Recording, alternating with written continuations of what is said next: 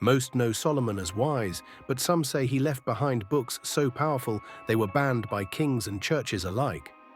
Books said to contain not just knowledge, but control, rituals etched in secrecy, seals that could bind spirits, names that shouldn't be spoken, books that survived fire, exile, and excommunication because what they contained refused to be forgotten. These weren't ordinary texts.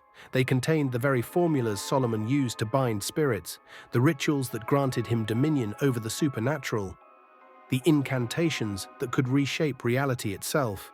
Some say these books held the keys to ultimate power. Others claim they were gateways to damnation. These are the lost books of Solomon, and their secrets have been haunting humanity ever since. Welcome to ancient Underworld, where gods fall, monsters rise, and devils whisper through the shadows of forgotten myths. If you enjoy exploring the dark side of mythology, like this video, subscribe, and turn on notifications so you never miss another forgotten tale.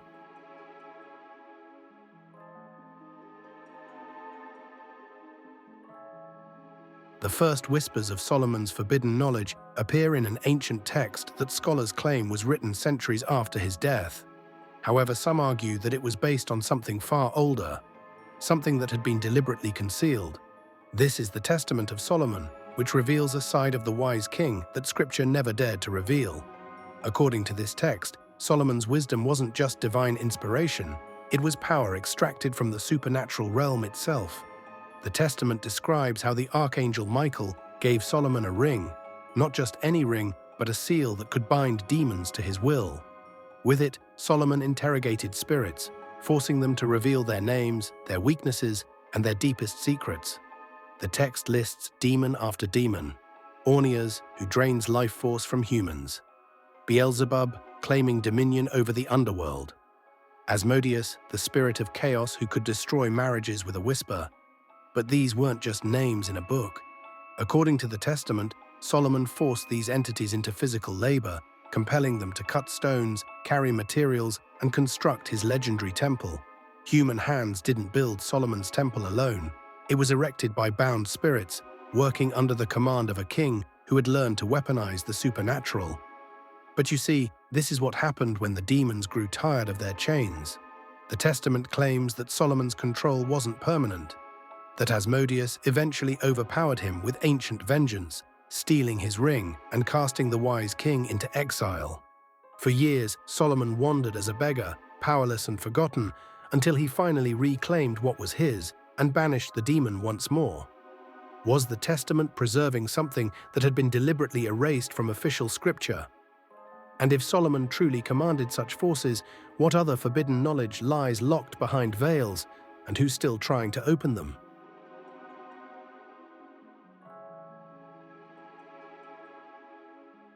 If the Testament revealed Solomon's battles with demons, then what surfaced in medieval Europe revealed something even more disturbing: his instruction manual. This is the greater key of Solomon, and it doesn't just tell stories about supernatural power, it teaches you how to wield it. The greater key emerged from the shadows of medieval occultism, claiming to contain Solomon's actual rituals for protection, wealth, and divine communication. Unlike the Testament, which read like a narrative, the greater key was written as a practical guide, with step-by-step instructions for creating magical circles, consecrating tools, and summoning angelic beings to do your bidding. This wasn't a text found in monasteries or royal libraries. The greater key was passed down through secret circles, hidden among European occultists who claimed direct lineage to Solomon's wisdom. Magicians, alchemists, and court advisors whispered about its contents, copying its diagrams by candlelight and practicing its rituals in underground chambers. Some say the most complete versions were seized by the Church and locked away in the Vatican's forbidden archives, deemed too dangerous for public knowledge.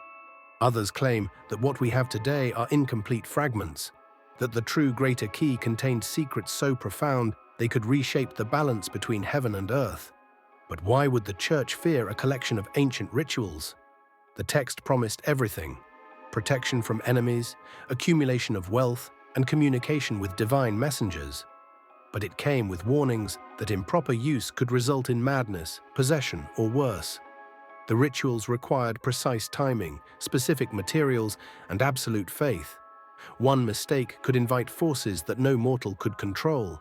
The Church's efforts to suppress it only added to its mystique, suggesting that perhaps there was something within its pages that authorities feared might actually work. And if that was the case, then what came next was never meant for human hands. Before we uncover the darkest secrets that authorities tried to bury, hit that subscribe button and turn on notifications right now, because what we're about to reveal will change everything you thought you knew.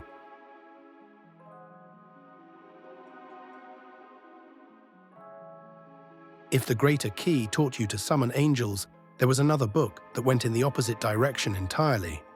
This is the Lesser Key of Solomon, and its most infamous section, the Ars Goetia, reads like a catalogue of the damned.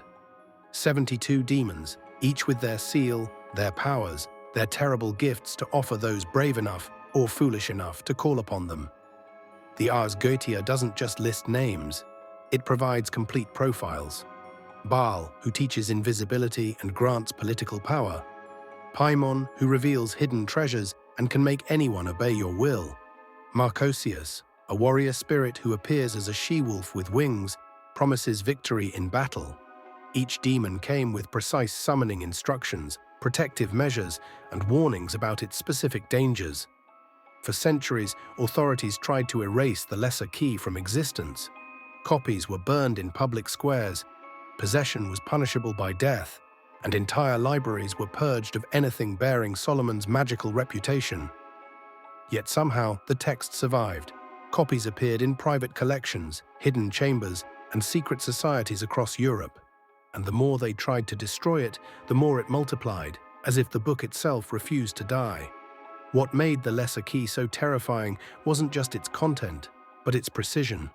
Unlike vague mystical texts, the Ars Goetia provided exact methods, specific days for summoning, required materials, protective circles, and binding oaths. It read like a technical manual for communicating with hell itself. Some claimed the instructions were too accurate to be fiction, too detailed to be mere imagination. The 72 demons of the Ars Goetia influenced everything from Renaissance art to modern horror literature. Their seals appeared in grimoires across Europe, their names echoed through occult ceremonies, and their powers were promised to anyone desperate enough to risk their soul for worldly gain. Were these the same demons he bound to build his temple, now offering their services to anyone who knew their names? The answer would shape centuries of occult practice.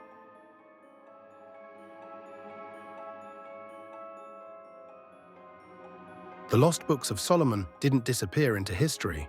They adapted, evolved, and found new masters.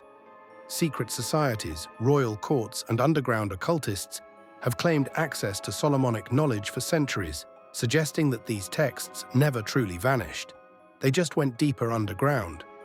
Medieval magicians like Heinrich Cornelius Agrippa referenced Solomonic magic in their works. Renaissance scholars such as John Dee, court astronomer to Queen Elizabeth I, claimed to practice angelic communication based on Solomonic principles. The Hermetic Order of the Golden Dawn, one of the most influential occult organizations of the 19th century, built entire ritual systems around the Greater and Lesser Keys. But why were these books so consistently targeted for destruction? Some historians argue it was simple religious orthodoxy, that the Church couldn't tolerate texts claiming divine power could be accessed through magical rituals. Others suggest something more calculating. Church authorities recognized genuine knowledge within these pages and wanted to monopolize access to supernatural power. What were they trying to hide? Rumors persist of complete versions hidden in royal archives and Vatican vaults. Private collectors whisper about manuscripts that contain sections missing from public editions. Some claim the most powerful rituals were deliberately removed from copies that survived, leaving only fragments of Solomon's true legacy accessible to modern seekers.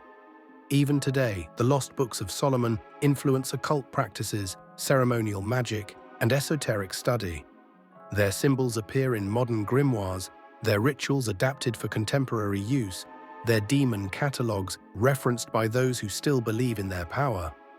The fact that they've survived every attempt at destruction suggests that perhaps someone, somewhere, knows exactly what they contain and wants them to endure.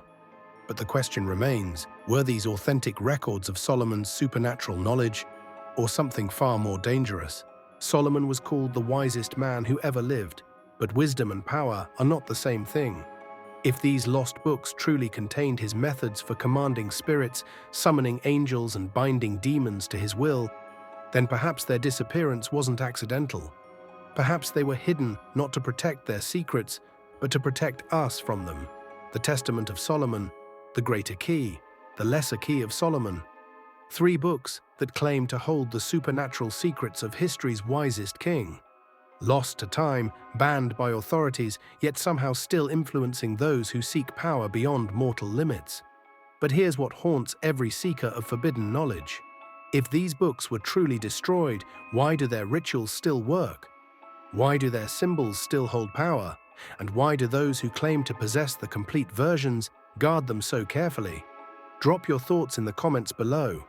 Do you think Solomon's books were destroyed, or are they still out there, waiting to be found?